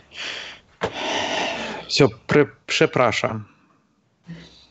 Будемо потихеньку завершувати. Міла, тобі даю теж слово, якщо є ще що додати до нашого... Я б хотів кота послухати. Вельми цікаво, бачите, Конечно, кот у нас такий грамотний хлопець. Давайте послухаємо кота. Потім я ще скажу. Смотрите, что он Анатолий, заключительно скажет насчет того, что я говорил? Насчет вот как раз молодежи. насчет этого сказать. Вот вы сейчас как раз говорили, Анатолий, по поводу того, что большое количество людей, они не политизированы абсолютно, то есть не видят выхода. То есть люди говорят, что главное вот там, зарплата, чтобы было и все. То есть они не понимают, что управляет вообще жизнью. Они не понимают смысла политики и для чего им это надо. То есть они говорят, Лукашенко там или Путин зарплату поднял бы там на 100 рублей, и все было бы хорошо, нормально. Вот это им надо. Они не понимают, что главное именно рычаги. Политика – это рычаги, которые управляют всей жизнью их. То есть, если будет национально ориентированный лидер, будет и мова, и культура, и история будет правильно подаваться. Тут сейчас вот пишут в чате по поводу того, что там надо перекрыть каналы пропаганды кремлевской там и прочее. Так а кто этим управляет? Центральная власть. То есть, если в руках будет центральная власть, которая будет нацелена на развитие Беларуси, то и нормально все будет, понимаете как? Не предатели всякие. Поэтому народ необходимо политизировать. То есть, люди должны понимать, от чего зависит их жизнь. Они должны смотреть не на конкретные крупинки вот это, потому что ими легко манипулируют. Как вот знаете, там в старину говорили, хлеба и зрелищ. Кинул кусок хлеба, все, народ доволен. И они не думают, что завтра они этот кусок хлеба съедят, и все обратно вернется так. Они не думают, что надо смотреть источник, откуда все берется, и управлять им конкретно. Кинут кусок хлеба и нашим. Слышал, пенсионерам добавят уже пенсию сейчас. Да. И они начнут хвалить Лукашенко. А через несколько месяцев инфляция съест вот это прибавление, и они опять начнут говорить, Лукашенко такой-сякой. Вместо того, чтобы задуматься немножко. Поэтому смотрите, Анатолий, скоро начинаются у нас парламентские выборы, будут в Палату представителей. Будет в связи с этим кампании по всей стране. Я думаю, все активные люди, участники, блогеры, активисты будут в этом участвовать. Будем стараться политизировать людей, как я уже говорил, конкретно там пикеты ставить и разговаривать с простыми людьми, вот такими, с какими вы, Анатолий, говорите, которые даже YouTube, возможно, не смотрят. То есть идти в массы, работать с людьми на улицах, скажем так. Я тоже буду участвовать в этой кампании, предполагаю участие в парламентской, для того, чтобы поработать с народом, популяризировать канал, просто постараться достучаться до как можно большего количества людей. Все, будем тебя рекламировать, Серый Кот. Все, Да. будем... И еще кот, конечно, Анатолий имя свой Иванович, поменял. Анатолий Иванович, Приятно. Бородка уже у него. Вам в чате за ролики путешествующих спасибо Сайгону. И, кстати, правильно, что по-русски говорите, потому что смотрят весь постсовок, видят правду про Украину. Обычный человек словами и глазами вызывает доверие. Анатолій Іванович, вам великий лайк від нашого глядача Марат. Спасибо, Дякую. Марат, вам. Дякую, дякую. Дякую. Так само. Я ще хотів би послухати сміло він. Так само, що там у вас робиться у Західній Україні? Як там зараз? Ну, по-перше, у нас є така ремарочка, ми вирішили між блогерами вже не казати, не ділити Україну на Західну і Східну, а ми кажемо вже на заході України, або там центр України, або схід. України, да, не... Захід, схід не ділимо, тому що це дуже спрацьовує і так відкладається на підкірки людям, яким це вигідно, тобто пропагандистам. Тому ми Щоб самі Україна себе була коригуємо. Єдине. Так. Себе коригуємо і коригуємо наших підписників, людей, з якими спілкуємось. Сама вже спостерігаю за своєю мовою, щоб так не вживати. Тому мені вже навіть ріже слух. Ну так, невеличка ремарочка. На рахунок того, що відбувається у нас в країні, говорила і буду говорити, що нам потрібно підключатися активним людям. Дивлячись на нас, ну, маю надію, що для когось ми будемо прикладом. І люди, дивлячись на нас, на активну частину суспільства, не вважаю нас простими людьми, вважаю все-таки дієвою, рішучою масою. Хай нас небагато в співвідношенні процентному, але нас буде ставатися більше, тому що люди розчаровуються. Багато було використано пропаганди через екран телевізора. Маю надію, що більше людей буде переходити в YouTube, так як телеканали наші майже всі викуплені. Ось недавно також останній. Ну, в принципі, він і так був не проукраїнський. А зараз це підтвердилось і перейшов той канал 112, так? Чи ЗІК?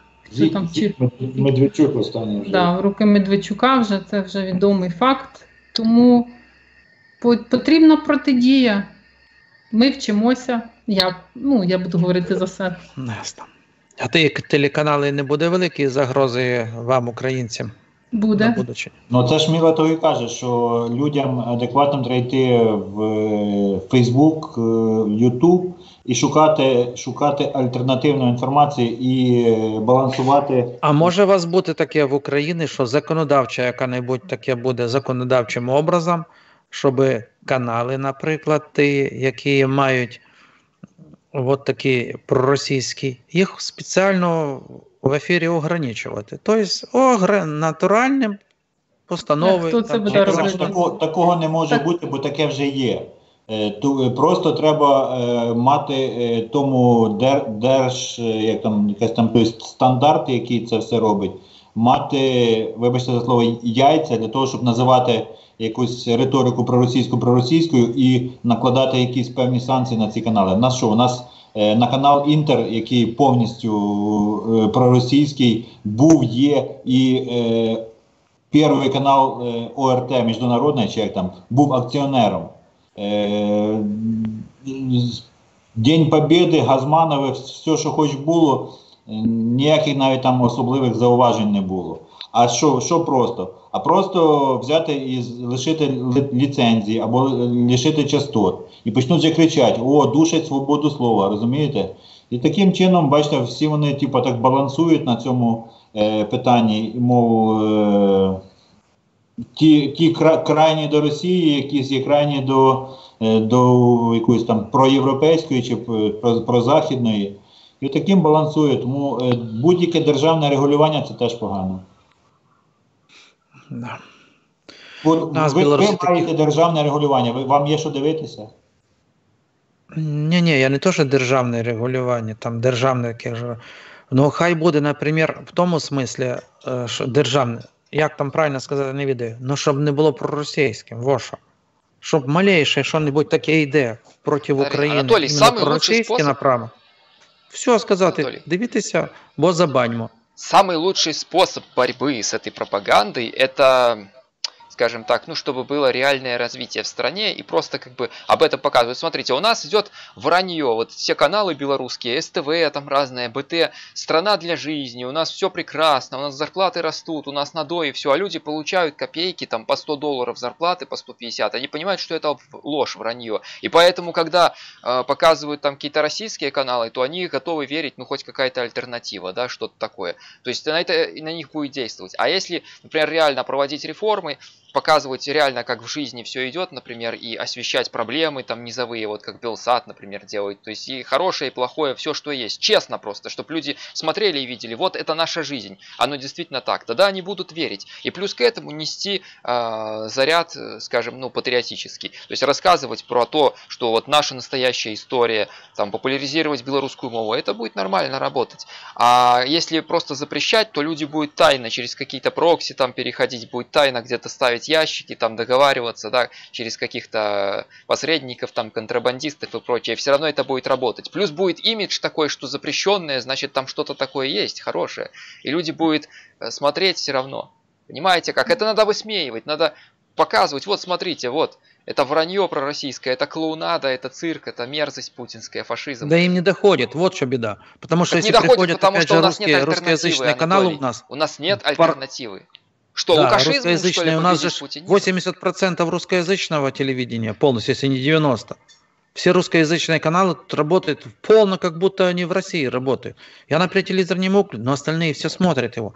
Например, дед, вон, Женин отец, он его с утра до ночи, Скобееву смотрит. Ты что, с ним начинаешь говорить, да ну нафиг. Правильно. Ему Анатолий, потому что нет бесполезно. альтернативы. А вы сделаете что-то, кроме Скобеевой, интересное свое, Он да, спутник контент. поставит, понимаешь, он спутник поставит. Это люди уже такие, серый кот, ты не понимаешь этого. Да. Нет, так это показывать в кабельную Смотреть сеть. это «Поле чудес» или там «Давай поговорим» или «Стирка» Поле или чудес. По поводу Поля чудес, кстати, этот Якубович приезжал на днях в Куропаты в ресторан этот «Поедем, поедим». Он там тамадой был, приезжал туда, говорят, ему там или $6 тысяч, или 8, там сколько-то заплатили.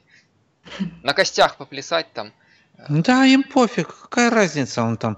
Я говорю про телевидение, смотри, Деньги они не с утра до ночи зомбируют, и как настойчиво, четко, ясно, они же других каналов тебе не показывают. Украинского ни одного канала нет свободного, например, в России. Или еще какого-нибудь. Белорусский хоть один канал ты смотришь. Если ты можешь посмотреть, там кабельный даже канал. Только можешь по спутнику, по тарелке где-то посмотреть. И то какой? И какой там канал идет? Беларусь 1, наверное, БТ-24. Беларусь 24 можешь смотреть. Который всё. зомбирует россиян тем, что в Беларуси все вот Да, так вот. Все вот Лукашенко так, точно то же молодец, самое. батька все Все поднял. в России шикарно. А Ты они потом нам покажи- пишут в чатах вот здесь и в рулетке там Совершенно рассказывают, верно. у Потому вас что такой что батька, у вас показывают? такой В батька, России, он дайте говорит, его нам на час. Вот в России как классно, смотри, как классно. Вот, а в Украине там плохо.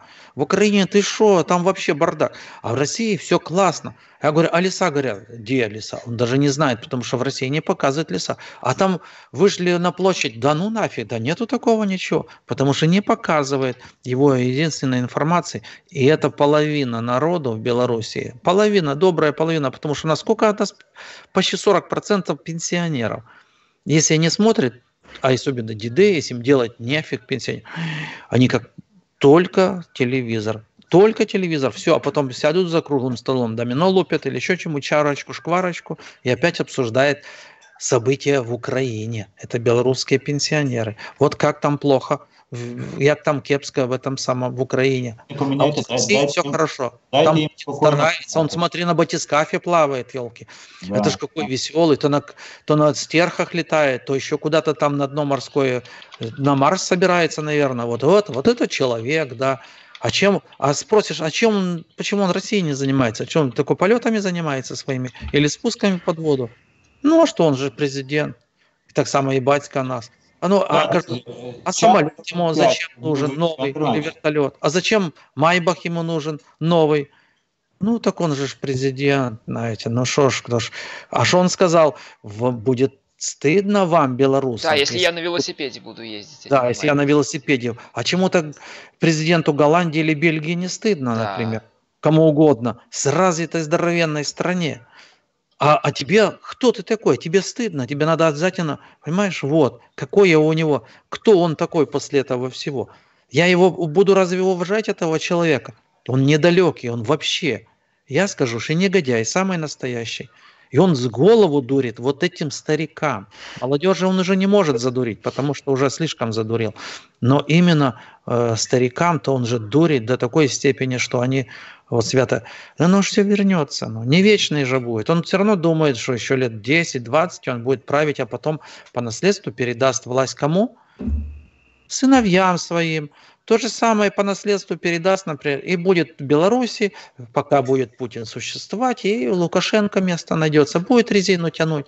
Вот они такую игру вдвоем там затеяли, один с другим, оба диктатора. Ну, еще там Бурды Нурмухамедов, не выговоришь, черт. Там еще есть человек такой интересный. Сейчас смотришь, уже приехал узбекский этот самый президент к нам. Завтра будет интервью давать, например. Анатолий, наши сейчас, вот про наше кино, наши сейчас участвуют в Пхеньяне в кинофестивале каком-то. Видите как? Угу. Вот сейчас мы опять по новой с Узбекистаном. Раньше были раздруженные очень. Сейчас опять задружились до смерти, елки. Зацелуемся.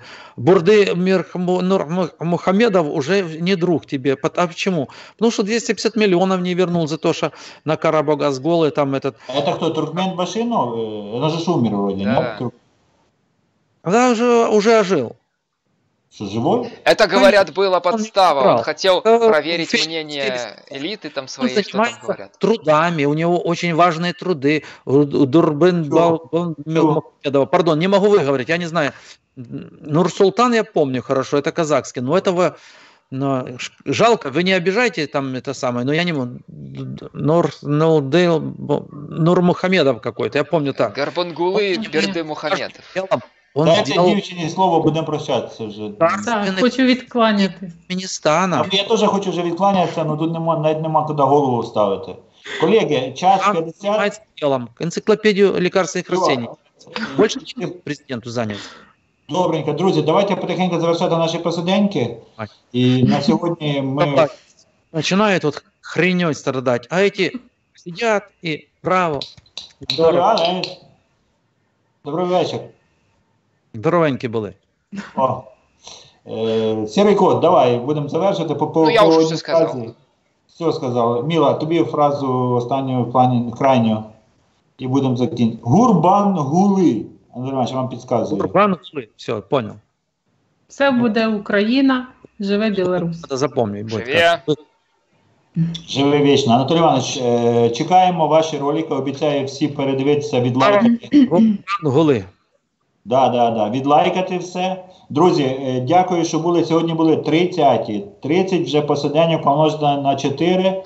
Це 120 тижнів. 120 тижнів телепроект живе. Дивіться, ще стільки ідей все його розказувати і розказувати.